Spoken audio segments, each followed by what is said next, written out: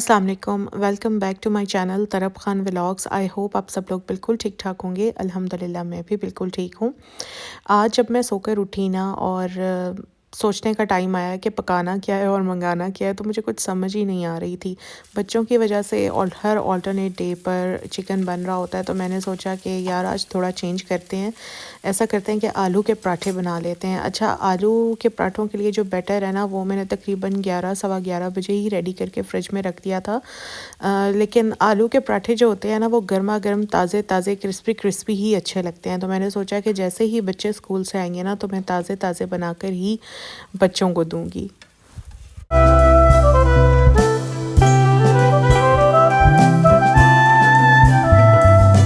आलू के पराठे बनाना कोई मुश्किल काम नहीं है। अगर आपको रोटी बनाने आती है तो आप पराठा भी आराम से बना सकते हैं। अच्छा, सिर्फ एक मैं ये काम करती हूँ कि पराठों के बैटर में ना मैं प्याज ऐड नहीं करती, क्योंकि जैसे ही पराठा पकने के लिए तवे पर जाता है ना, प्याज पानी छोड़ देती है और पराठा फटना शुरू हो जाता है। अगर आपने प्याज ज़रूर डालनी है तो फिर उसका तरीका ये है, प्याज समेत आलू का सारा बैटर जो है थोड़ा सा ऑयल लेकर ना उसमें भून लें। भूनने के बाद आप उसको ठंडा कर लें और ठंडा करने के बाद आप अपने पराठों में स्टफिंग करें। ठीक है, तो इस तरह से भी पराठे बहुत अच्छे बन जाते हैं।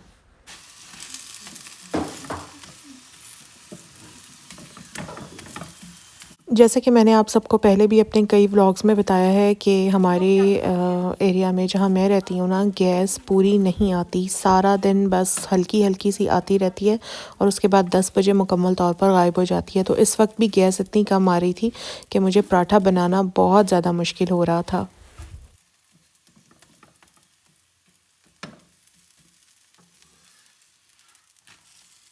यहाँ पर मैंने मुक़द्दस को भी अपने साथ खड़ा किया हुआ था और उसको मैंने कहा था कि छोटे छोटे पेड़े बेल कर यहाँ रखती रहो, बाकी स्टफिंग भी मैं ख़ुद करूँगी और पराठे भी मैं ख़ुद बनाऊँगी। उसको पराठे बनाने नहीं आते, तोड़ देती है वो। और वैसे भी एक तो गैस कम आ रही थी और फिर 2 लोग मिलकर अगर काम करें ना, तो काम ज़रा जल्दी हो जाता है। मेरी आदत है कि डेली रात को सोने से पहले ना थोड़ी देर के लिए मोबाइल फ़ोन ज़रूर यूज़ करती हूँ। कल जब मैं सोने लगी तो मैंने अपना फ़ोन उठाया और मैंने ब्रांड्स को सर्च करना शुरू किया। मुझे लगा शायद किसी ब्रांड ने तो यार लॉन्च की होगी, लेकिन अभी तक किसी भी ब्रांड ने लॉन्च नहीं की। आप लोग हैरान हो रहे होंगे कि अभी से लॉन्च की मुझे क्यों पड़ गई है। अच्छा, तो बात यह है कि जो सर्दियों में हम लोग जो स्टफ़ पहनते हैं ना, एक तो ना तो मुझे वो स्टफ़ अच्छा लगता है, ना ही मुझे सर्दियों में जो कलर्स यूज़ होते हैं ना, डेंस और डार्क, ना ही मुझे वो अच्छे लगते हैं। मुझे लॉन स्टफ़ बहुत अच्छा लगता है। और इसके अलावा गर्मियों में जो कलर्स यूज़ होते हैं ना लॉन पर, लाइक कूल कलर्स भी होते हैं, ब्राइट कलर्स भी होते हैं, मुझे वो बहुत अच्छे लगते हैं। मेरा मूड हो रहा था कि अगर लॉन आ चुकी है ब्रांड्स पर तो मैं 3 से 4 सूट लेकर ना साथ के साथ टेलर को सिलने के लिए दे दूँ, क्योंकि एक तो मेरा टेलर बहुत टाइम लगा देता है कपड़े सीने में। उसके पास इतने कपड़े होते हैं ना कि टाइम ही नहीं होता सीने का। गर्मी हो सर्दी हो, उसके पास टाइम नहीं होता, तो बड़ा एक मार्जिन रख के ना उसको कपड़े देने पड़ते हैं। तो बस इसीलिए मैं सोच रही थी कि अगर लॉन आ गई है तो मैं 3 से 4 सूट ख़रीद कर उसको अभी से सिलने के लिए दे दूं। लेकिन जब मैंने निशात को, खादी को और क्रॉस स्टिच को विज़िट किया तो अभी तो कहीं भी लॉन नहीं आई हुई, बल्कि सब ब्रांड्स ने विंटर का जो स्टॉक है उस पर सेल लगाई हुई है। बस इंशाल्लाह मुझे पूरी उम्मीद है कि फ़रवरी में ना ज़्यादा से ज़्यादा भी हो तो 15 फरवरी तक लॉन जो है वो ब्रांड्स पर आनी शुरू हो जाएगी। आप लोग बताएं, आप लोगों ने सोचा है लॉन के बारे में? भाई मैंने तो अभी से सोचना शुरू कर दिया है, क्योंकि जैसे ही फरवरी ने ख़त्म होना है ना और बस गर्मी ने एंट्री डाल देनी है अपनी।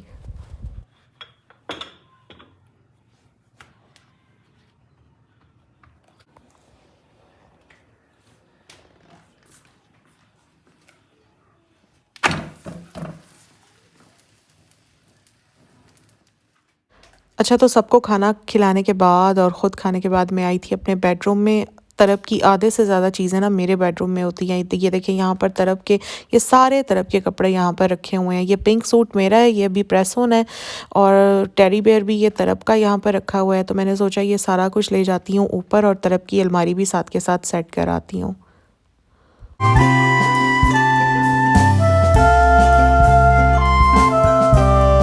हफ्ते में एक बार मैं अपने किचन की सब ड्रॉर्स अपने हाथ से साफ़ करती हूँ। ये वाली जो स्पेशली ड्रॉर्स है ना, जिनमें मुख्तलिफ़ तरह के खाली डब्बे, लंच बॉक्सेस या डिस्पोजेबल बॉक्सेस रखे होते हैं, ये वाली ड्रॉर्स बहुत ज़्यादा तंग करती हैं क्योंकि इनमें इतना ज़्यादा मैस हो जाता है ना।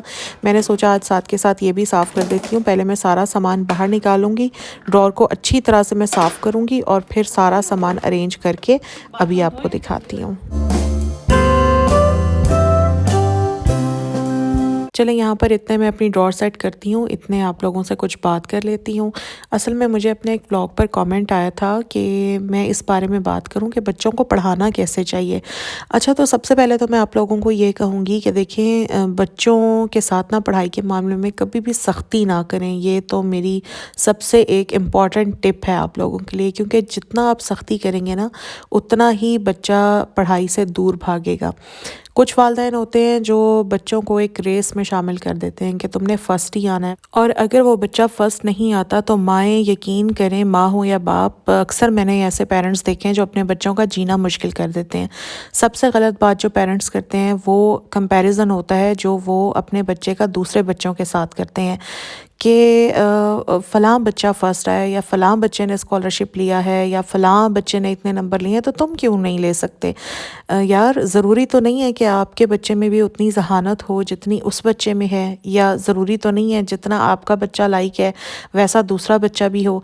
तो हर बच्चा ना अपनी अपनी ज़हानत लेकर इस दुनिया में आया है, उसको उतना ही करने दें जितनी उसके पास ज़हानत है।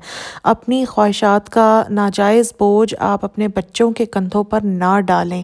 अक्सर मैंने ऐसे देखा है जो पेरेंट्स ख़ुद लाइफ में कुछ नहीं ना कर सके होते, तो वो ज़्यादातर अपने बच्चों को बहुत ज़्यादा फ़ोर्स करते हैं इस सिलसिले में कि क्योंकि हम नहीं कुछ कर पाए तो हम चाहते हैं कि तुम कुछ कर लो, और इसी चक्कर में ना बच्चे डिप्रेशन का शिकार हो जाते हैं। और आजकल आप देखें कि बच्चे मतलब एफएससी में नंबर नहीं आए या डॉक्टर इंजीनियर नहीं बने तो सुसाइड तक कर रहे हैं। सबसे पहले तो बच्चे को डिसाइड करने दें कि उसने क्या पढ़ना है, क्या बनना है, क्योंकि हर बच्चे को ना अपनी एबिलिटी का पता होता है।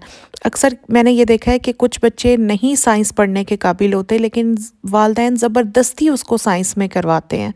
आप लोग मत ऐसे करें। अगर कोई बच्चा आर्ट्स पढ़ना चाहता है उसको आर्ट्स पढ़ने दें, अगर कोई बच्चा साइंस पढ़ना चाहता है उसको साइंस पढ़ने दें। मतलब टोटली बच्चे के ऊपर छोड़ दें।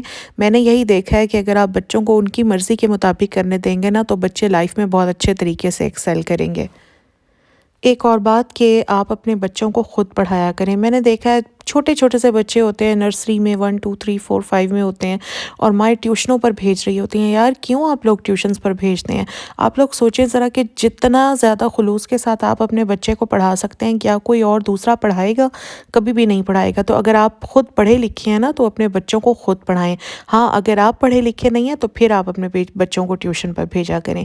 दूसरा ये कि अपने बच्चों के टाइम टेबल बनाएं। जैसे तरब है, उसका मैंने एक टाइम टेबल बनाया हुआ है। बेटा मेरा माशाल्लाह ओ लेवल्स कर रहा है, तो उसका भी मैंने टाइम टेबल बनाया हुआ है। दोनों के कमरों में मैंने पेस्ट किया हुआ है। तो दोनों बच्चों को पता होता है कि लाजमी हर हाल में उनको इतने घंटे पढ़ना ही पढ़ना है। ज़्यादा नहीं, मगर तरब के मैंने सिर्फ 2 घंटे फ़िक्स किए हुए हैं, जिनमें वो अपना स्कूल का काम भी करती है, और डेली का डेली जो उसे स्कूल में पढ़ाया गया होता है ना, वो डेली का डेली मैं उसको घर में भी पढ़ाती हूँ। इसी तरह बेटे के मैंने तकरीबन 3 घंटे फ़िक्स किए हुए हैं, 3.5 घंटे मैंने उसके फ़िक्स किए हुए हैं। इसके अलावा जब वीकेंड आता है तो मैं फ्राइडे उनको बिल्कुल फ्री देती हूँ, कुछ नहीं पढ़ाती। सैटरडे को फिर हम ये करते हैं कि पूरे वीक में जितना भी बच्चों ने पढ़ा होता है ना, हम उस पूरे को रिवाइज़ कर लेते हैं, और इसी तरह संडे भी बच्चों का फिर पूरा फ्री ही गुजरता है। तो बस मेरा तो यही मानना है कि बच्चों पर किसी भी मामले में सख्ती नहीं करनी चाहिए, क्योंकि सख्ती से आप बच्चों को कभी भी कन्विंस नहीं कर सकते। हमेशा नरमी और प्यार से कन्विंस कर सकते हैं। अभी हो गया है जी रात का टाइम, और मेरा दिल कर रहा था मिठाई खाने का, तो मैंने अपने हस्बैंड को कहा कि चलते हैं और थोड़ी सी मिठाई लेकर आते हैं, क्योंकि अभी हो रही है क्रेविंग, और जब तक मिठाई नहीं खाऊंगी तो फिर सुकून नहीं आना मुझे। थोड़ी सी खाऊंगी, लेकिन खाऊंगी ज़रूर। तो बस ये था मेरा आज का व्लॉग। अगर आप लोगों को थोड़ा सा भी आपके लिए हेल्पफुल रहा हो तो प्लीज़ लाइक ज़रूर कीजिएगा, और अगर आप लोग चाहते हैं कि मैं किसी टॉपिक को किसी व्लॉग में डिस्कस करूँ तो प्लीज़ अपने कॉमेंट में ज़रूर मुझे बताइएगा। अपना ख्याल रखिएगा। कोशिश करूँगी कि आइंदा भी अच्छे अच्छे व्लॉग आप लोगों के लिए लाती रहूँ। अल्लाह हाफ़िज़।